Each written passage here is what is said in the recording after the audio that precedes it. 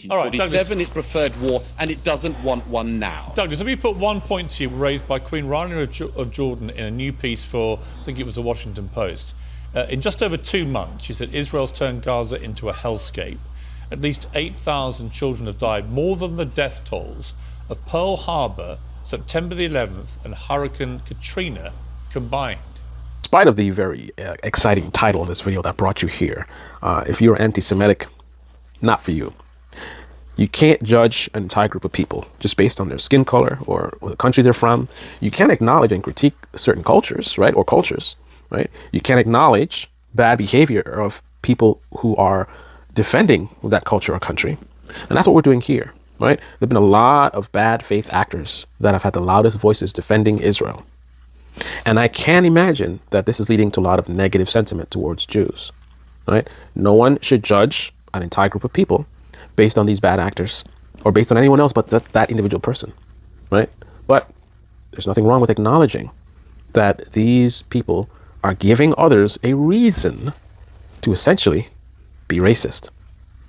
Gigantic and horrendous numbers of children being killed.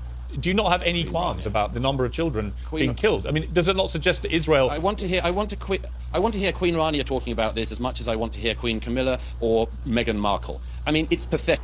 I just want to remind you the question is his feelings regarding the amount of children that have been killed. Before he even started his answer, before the question was finished, he's already shaking his head no. Do you care about the children? He's literally shaking his head no. Not saying that he's saying that, I'm just pointing out the bizarre behavior. And then again, what does he start with? He has a choice to answer the question about how he feels about the kids or to make a comment about his opinions about the person who made the statement.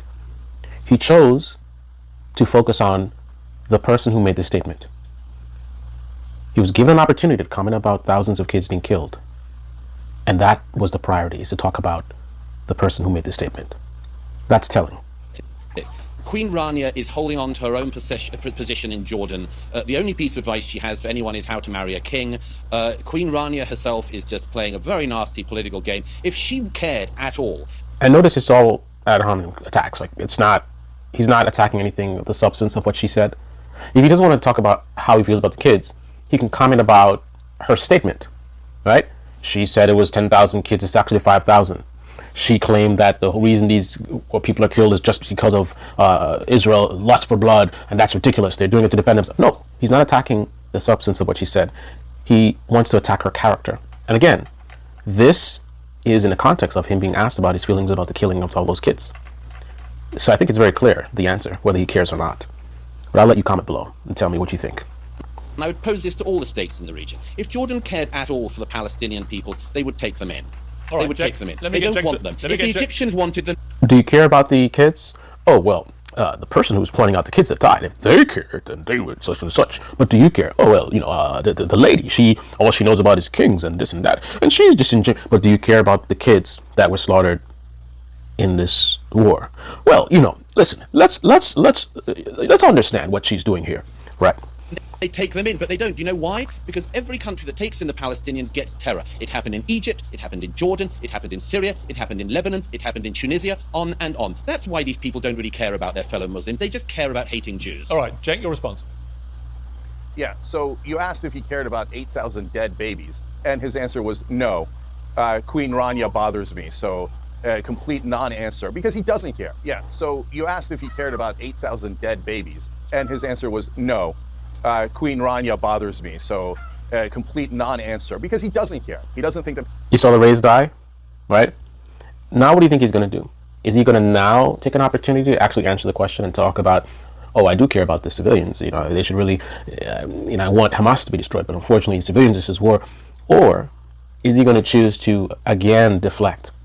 Like, there's two pathways here. He can address the original question, or he can again find something to attack someone on. So in this case, is he gonna go and say, that's not what I said? I never said I didn't care about the kids. Is that what he's gonna do? Right. Rather than say he cares about the kids, he's gonna say, I never said I didn't care. Right. Palestinians' lives are worth anything. He just called them all terrorists. Well, it's nice you can put that and this is what they always do. There you go. So hold on, I let you talk for a long time. Notice how smug this guy is, like a British David Pacman. How smug he is in the context of a conversation about the slaughter of thousands of civilians. Now, I'm sure he has no problem getting very, very detailed about how brutal it was, what happened on October 7th. But he can't even simply, yeah, I'm sad for innocent kids. Unfortunately, they were killed, and I wish that didn't happen. But you know what? Hamas is, you know what I mean? Like, you could talk about your let's go after Hamas stuff after acknowledging you concerned about the killing of these children. But if you don't really care about the children, you can't admit that. So you have to change the topic and talk about the Queen and talk about the fox, Rick. So why don't you shut up for a second? So You're we've got all of these dead babies. We've got all of these dead. Oh, you're such a courteous man as well. Holy crap. You want to know why people hate Israel? For those that do, people like this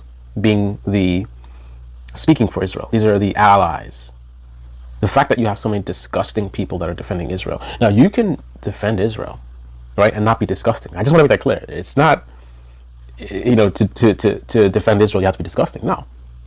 This guy could be a man of conscience, right? And when he would, again, I told you, yes, I'm sad that those kids have died, but this is unfortunately what happens in war. And then you go on to talk about why the war happened and how it's the, Hamas fault and whatever, right? If that's your view, that's your view, right? You don't have to be a disgusting human being that actually doesn't care about these kids, so you play these little games, right? So then you wonder, why is it that only disgusting people seem to be wanting to defend Israel? I'm not saying that as an absolute statement, not every single person is, but generally speaking, a lot of the people who are, the biggest defenders of Israel are not really good people. And they do things like this. Look at his conduct. This guy is like a psychopath, right? I can't imagine, assuming, I don't know his sexuality, but I can't imagine the stories that we could find out from people that have been in a relationship with a guy like this, right? Like, let's go beyond like the topic. This guy does not seem to be a very good guy at all. Why is it that this is a common pattern of defenders of Israel? Why is that? Babies that this monster doesn't care about. He says keep bombing them. A former intelligence officer said in the Israeli press they're using AI in a program called The Gospel, where he said it's basically a mass assassination factory. And we could all see it with our own eyes. And you can do all the propaganda you want. No one believes your nonsense. No, we can't all see it with our own eyes. There are millions of people that are in their little ideological bubbles who don't see it, sir. In their view, everything you're saying is absolute nonsense. They stand with Israel, and Israel has a right to defend itself, and blah, blah, blah, and Hamas, and you support Hamas. Anyone that is against what Israel is doing, support Hamas. Like, no. We can't all see it with our own eyes. Get out of your bubble, sir. We see all the dead women. We see all the dead children. Now Israel has killed 20 times the number of... Not everyone is seeing all the dead women and children, right? Many people are in bubbles where that stuff is not discussed, not shown. They pretend like it's not happening, right? Let them tell it, that's not true. But the reality is, we know that the sources they're watching are not showing them a bunch of dead children, unless they're Jewish children, of course. Civilians that Hamas killed. So would I want Hamas in charge of Israel? Never, never. I don't trust them, and I don't believe that they would be benign. So all of this propaganda about, people don't mind Hamas. No, we mind Hamas. So he is superior to the guy he's arguing with just in the fact that he's able to at least softly condemn Hamas. Now, he's aggressively condemned them, but for some reason in this case, he's being a little bit soft, right? Saying he minds them, right? This is the equivalent of what the savage on the left would do if you push him on anything. Like, obviously, he's not going to want to talk about anything negative about Israel unless it's something super, super extreme and super extreme obvious, where it's tough for him to defend. Then he will say, well, yeah, I mind the IDF, being a little bit overzealous at times, but overall, these are isolated incidents. Well, notice that Cenk is not defending any stuff that Hamas is doing. He's just being soft on condemning them. But this guy, being the savage that he is, he probably would not only be soft on IDF crimes, he'd probably defend them and try to whitewash it. Now, that's something Cenk has never done, I don't think. You know what? Let me erase that statement. He might have, and I didn't see it. So I don't want to be out there putting out incorrect information. I'm going to withdraw my opinion on that because it could go either way, and it's not really that relevant. We terribly what happened on October 7th. And I'm now showing you different Israelis that have said that it's a problem. And I want peace and security for both Israel and Palestine. And this does not get Israel any peace or security. But when you ask the other side, do you mind tens of thousands of civilians that have been murdered, incinerated alive, body parts picked out of rubble, little babies killed over and over again in what is even the Israeli prime minister is referring to as Amalek, meaning an extermination of the... Okay, I'll answer that. Okay. If I must, I didn't really care to discuss before, I do declare, but if you really want me to say something about that, okay, alright, give me a moment, let me gather my thoughts about what I feel about the stupid terrorist the babies. Palestinian people. And I must clarify the difference between a genocide and a Holocaust. A genocide is when you target a specific people and kill a lot of civilians. Srebrenica, where 6,000 people were killed, was considered a genocide. Notice how many times he's interrupting Cenk. Cenk wasn't doing that to him. The whole time Cenk's talking, just make yourself, oh my goodness, yeah, what a fool you are, such a fool. Shut the hell up. And Cenk actually tells him this. So it doesn't mean you try to murder every single person in that Cenk, let me ask race. you. That is a Holocaust. Okay, let me reply. Wait, one second. Before I go to Douglas, Cenk, one question. You want to get rid of Hamas too, as does Douglas, as do I. If you don't do it the way that Israel is currently doing it, given that they live amongst the population, how else do you do it? Yeah, there's an excellent way to do it. And there's the... I just hate this sort of disingenuous question, as if this is a novel thing, that you have to go after someone that lives in a sort of populated area. Like, oh my goodness, how else can you do this other than killing thousands of civilians? Guy was born yesterday, I guess. Right way to do it. So let me explain. So war, this guy talks about, oh, I love war. I go to all the conflict zones. So by watching it and rooting on for more death, I know something about conflict. You know Gaza, and it's going to drive out... Okay, let Douglas respond to that. Let Douglas respond to that. First of all, I mean, your other guest, I mean, I don't know what kind of a creature he is. He's a kind of low-grade thug as far as I can see. He's listened to nothing I've said. Yeah. He's a kind of low-grade thug as far as I can see, and I'm certainly not smug. In a conversation about some peon terrorist babies that were burned to death with bombs, and who cares? But if you want me to pretend as if I care, so I will do it for you. I know, because I'm Muslim. That's what we call all Muslims. I'll tell you. No, it's not that at all. It's not that at all. I just think that I think you're just a very low-end racist. But anyway, let me just get on to it. You say first of all, I don't care about the death of Palestinian children. Yes, I do care. I care very deeply about it. But I also know that the responsibility for their deaths lies on Hamas, which has misgoverned their society. So he's absolutely lying. Because not only does he say he cares, he says he cares deeply. If he cared deeply, then he would have said so, 10 minutes ago when he was asked whether he cares or not. Somebody asks you whether you care about something that you care deeply about, and you don't take that opportunity to share how much you care deeply about it. Can you imagine asking him, do you care about the civilians who were slaughtered on October 7th? And him, maybe they quote a person who said something, and he doesn't like that person. Can you imagine him talking about, oh, that person's a moron, blah, blah, blah. I mean, in this case, they're correct, it was really bad. But that person, can you imagine him not saying, oh, of course I care. These people were just having a party and this and that, and the young children have nothing, right? That's the response. And it gets worse. That would be his response even if he didn't actually care deeply about the Israelis that got killed, right?